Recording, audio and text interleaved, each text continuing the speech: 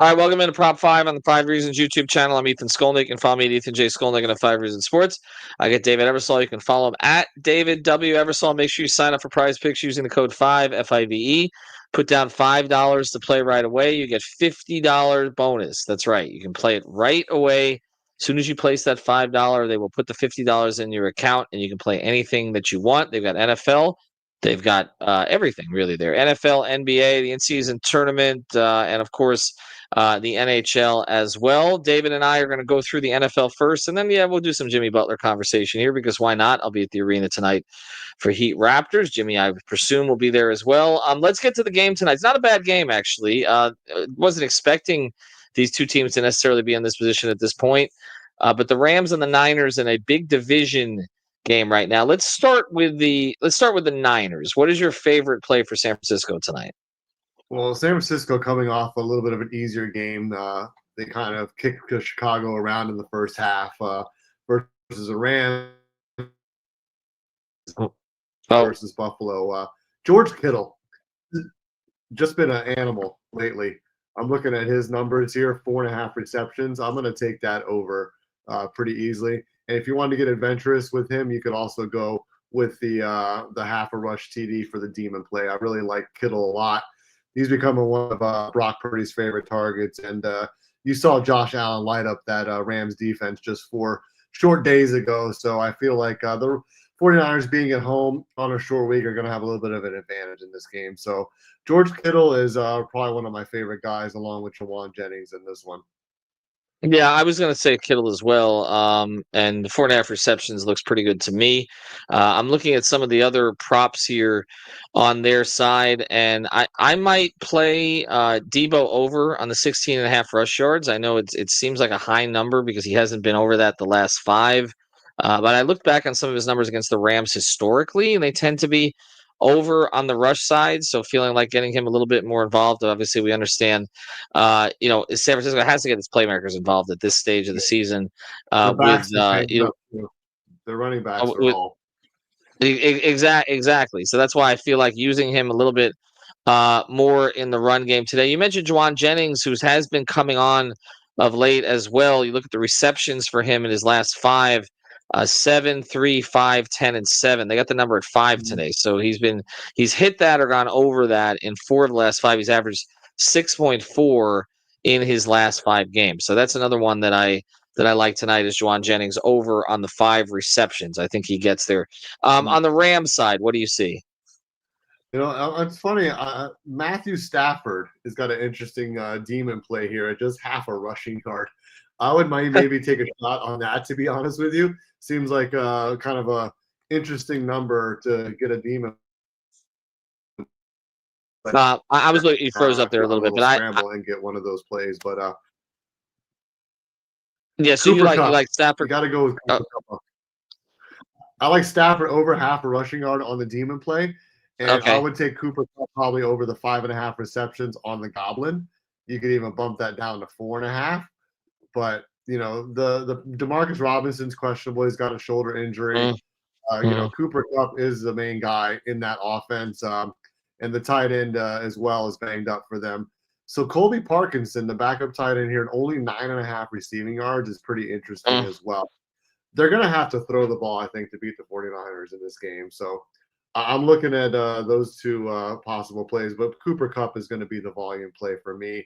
He's steady, he's reliable, and I like him over on the 5.5 receptions. What's interesting is the two primary Rams receivers have kind of alternated big games this year, which makes me a little bit nervous. I do think they're going to have to throw it around today, which is why I actually would play Kyren Williams under. 73.5 rushing yards. He has gone over that 3 of the last 4, so they bumped the number down. He's averaged 82 in the last 5.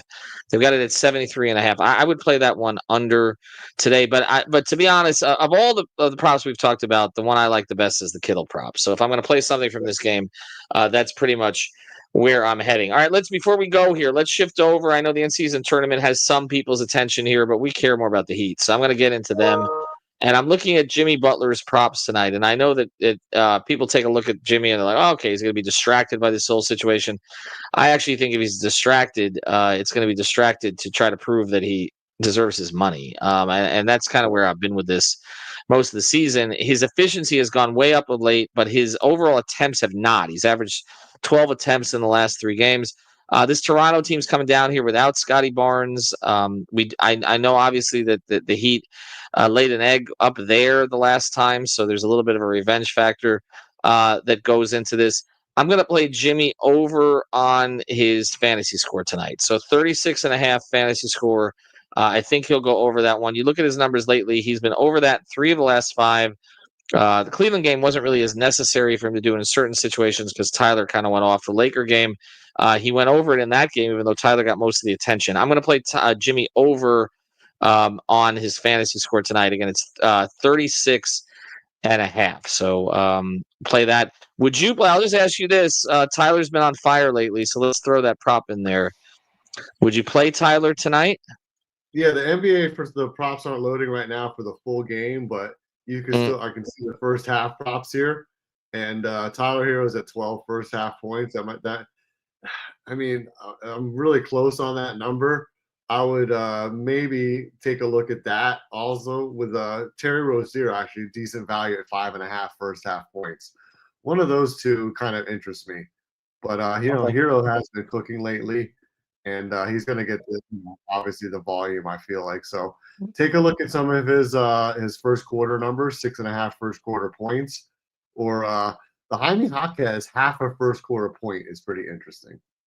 Yeah, it's just a question of when he gets in. That's the issue. 6 minutes or more in the first quarter, maybe we'll see. But it's one of those. It's like if somebody gets in early foul trouble, it's one of those. But I don't know how Jimmy is going to start this game. I think maybe he's going to be kind of a little bit more aggressive on the offensive end a little bit. So you can also look at the 5.5 first quarter points for Jimmy.